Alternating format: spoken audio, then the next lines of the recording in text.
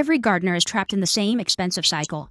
Buy fertilizer, watch it wash away, repeat. But what if there is a plant, written off as a weed, that doubles its mass every 3 days and pulls pure nitrogen from the air, working faster than any compost or chemical you have tried?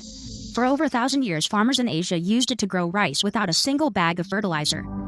Today, most of us have never even heard its name. So how did the world's most efficient organic nitrogen generator become public enemy number 1? And what happens when you unleash this hidden powerhouse in a simple backyard bucket? In flooded fields stretching from the Yangtze River to the Red River Delta, a quiet partnership shaped the backbone of Asian agriculture for more than 1,000 years. Long before chemical bags lined store shelves, rice farmers relied on a plant that floated just beneath the surface, a delicate fern called azolla. Ancient Chinese texts like the Qimen Yao Shu from the 6th century describe how farmers would scatter this green layer across their paddies. The method was simple but powerful. As azolla grew, it drew nitrogen straight from the air, feeding the rice with a steady supply of nutrients, season after season. By the 11th century, entire villages in northern Vietnam specialized in cultivating azolla. Starter cultures passed from hand to hand, sometimes guarded with the same care as family heirlooms. In these communities, knowledge of azolla's value was woven into local tradition. Folklore tells of revered figures, sometimes monks, sometimes wise women, credited with unlocking the secret of this floating fertilizer. Temples and origin villages honored these legendary discoverers, and stories circulated about how the plant's power was once protected with fierce loyalty. To steal azolla from a neighbor's pond was said to invite the harshest punishment. Whether these tales sprang from fact or myth, the reverence for azolla endured. Across China, Vietnam, and further south into Thailand and the Philippines, farmers watched as azolla mats thickened in just days. Its growth was relentless, doubling every 3 days when conditions were right. In a single season, a flooded field could transform into a living carpet, suppressing weeds and feeding rice plants with a rush of organic nitrogen. Agronomists in the 20th century would later measure these effects, confirming that azolla could fix up to 1,000 kilograms of nitrogen per hectare each year, more than any legume or compost. This was not just a matter of tradition. For generations, entire harvests depended on the silent work of this fern and its invisible partner, a microscopic cyanobacterium living inside its leaves. Together, they turned air and sunlight into the fuel that built rice empires. The story of azolla is not one of lost magic, but of practical genius, field-tested, passed down, and proven in the muddy boots of farmers who fed nations without ever reaching for a bag of fertilizer. Factories began to rise on the outskirts of cities, their smokestacks curling over fields that once relied on the quiet work of azolla. In 1910, German chemists Fritz Haber and Karl Bosch unveiled a process that could pull nitrogen out of the air and turn it into ammonia on an industrial scale.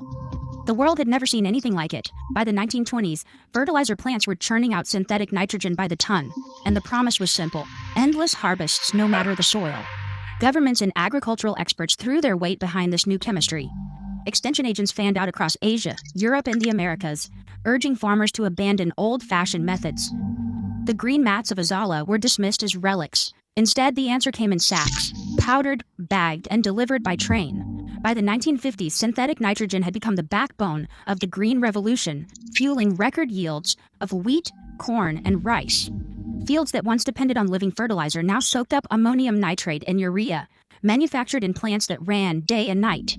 The speed and scale were staggering. In just a few decades, the Haber-Bosch process transformed global agriculture. By the 1970s, more than half the world's food production depended on synthetic nitrogen. The numbers told the story. A single factory could outproduce the work of millions of acres of azolla. Fertilizer became a commodity, traded across oceans, priced in dollars and yen. But the shift came with a cost. Farmers who once closed the loop, cycling nutrients with plants and animals, now found themselves buying inputs year after year. The old self-renewing systems faded from memory. Nitrogen, once free and floating in every breath, became something to purchase, store, and spread. The connection between plant microbe and soil was replaced by a dependence on industry. Azolla, once honored as green gold, was rebranded as a weed. It no longer fit the new definition of progress. The story of fertilizer became a story of scale, efficiency, and profit, one that left little room for a fern that doubled itself quietly in the corner of a pond. What was lost was not just a method, but a model of abundance that did not need a factory or a bag. Today, as the price of inputs rises and questions about sustainability grow louder, the old ways are stirring again, offering a different path, one that starts not with a purchase, but with a handful of green. A 5-gallon bucket, a handful of azolla, and a bit of patience. These are the only essentials for what amounts to a perpetual fertilizer engine. Start with clean, dechlorinated water in any sturdy container. Add a scoop of garden soil or a spoonful of compost to the water first. This is not just tradition, it is chemistry. Azolla's secret engine, the cyanobacterium Anabaena, needs phosphorus to kick into gear. Without phosphorus, growth stalls and the fronds turn a tired red. With phosphorus, the system launches into overdrive. Spread a starter clump of azolla across the water's surface. The floating leaves, each no bigger than a fingernail, hide a microscopic world. Inside every tiny leaf cavity, Anabaena colonies get to work, pulling nitrogen straight from the air and converting it into plant-ready ammonia. This is not a slow process. Under the right conditions, between 20 and 28 degrees Celsius, with a little shade and that crucial phosphorus, azolla's biomass doubles every 3 days. What begins as a thin green film can fill the bucket in 1 week. Containment matters. Azolla's reputation as a weed comes from its ability to escape and overrun ponds or ditches. A simple mesh screen or a tight-fitting lid keeps the fern in its place and prevents wind or animals from spreading it beyond your bucket. No pumps, no filters, no expensive gear are needed. Keep a simple routine. Check the water, add a sprinkle of compost if the leaves fade, and harvest half the mat every few days. The rest takes care of itself. This is gardening stripped to its essentials, biology doing the heavy lifting with a little help from a gardener's hand. Every 3 days, the surface of the bucket thickens into a dense green mat. This is the signal, it is harvest time. The method is straightforward. Scoop away half the azolla, leaving the rest to rebound. This 50% rule is not just a trick for speed, it is how you lock in a cycle of exponential growth. Each harvest resets the clock and triggers another round of doubling. With a single bucket, this routine delivers a steady yield, enough to keep a vegetable garden in constant supply of fresh, living fertilizer. The real advantage comes down to what is inside, those delicate fronds. Azolla's carbon-to-nitrogen ratio sits around 10 to 1. Compare that to straw or wood chips, which hover closer to 100 to 1. High-carbon materials tie up nitrogen as they break down, robbing it from your plants and slowing compost piles to a crawl. Azolla does the opposite. Its low carbon content means that as soon as it hits the soil, microbes can break it down fast, releasing nitrogen almost instantly. There is no lag, no waiting for weeks. As with traditional green manures, the nutrients move straight into action, instant feed for your plants. This rhythm, harvest, replenish, repeat, turns a simple bucket into a perpetual engine. Each scoop is loaded with more than just green mass. It is a package of plant-ready nitrogen, protein, and trace minerals, all generated without a single trip to the store. The process is almost automatic. As long as you keep the water topped up and the phosphorus flowing, the cycle never stalls. For the home gardener, this means a reliable source of free inputs, harvested on a schedule that matches the pace of the garden itself. No waste, no guesswork, just a living supply of fertility ready whenever the next crop needs a boost. A fresh handful of azolla scooped from the bucket becomes the fastest green manure a gardener can use. Spread it thick around tomato stems or between rows of corn, and the fronds break down in less than 48 hours. Within 2 days, the mat melts into the soil, releasing nitrogen and leaving behind a dark, crumbly mulch. There is no waiting for weeks, as with clover or vetch, because azolla has low carbon content and microbes can unlock its nutrients almost instantly. Plants respond with a flush of growth, their leaves deepening in color as nitrogen hits the roots. For compost piles that stall in the cold or refuse to heat up, azolla acts like a jump start. Mix in a fresh harvest and the pile's temperature can spike within a day. The sudden rush of available nitrogen wakes up dormant microbes, turning sluggish heaps into steaming engines. Gardeners who measure their piles have watched the thermometer climb by 10, even 15 degrees overnight. What once took months to break down now accelerates, with finished compost ready far ahead of schedule. Azolla's third act comes as a liquid feed. Steep the harvested fronds in a bucket of water for 1 week. The result is a deep green tea, rich in soluble nutrients. Strain and dilute, then pour around the base of hungry crops, or use as a foliar spray. Unlike synthetic feeds, there is no risk of burning roots, and every drop is homegrown. With each cycle, mulch, compost, and tea, the bucket delivers a steady supply of free, plant-ready fertility. For the home gardener, these 3 uses mean less dependence on bags and bottles, and more control over the health of their soil. Azolla's numbers rewrite the rules of organic gardening.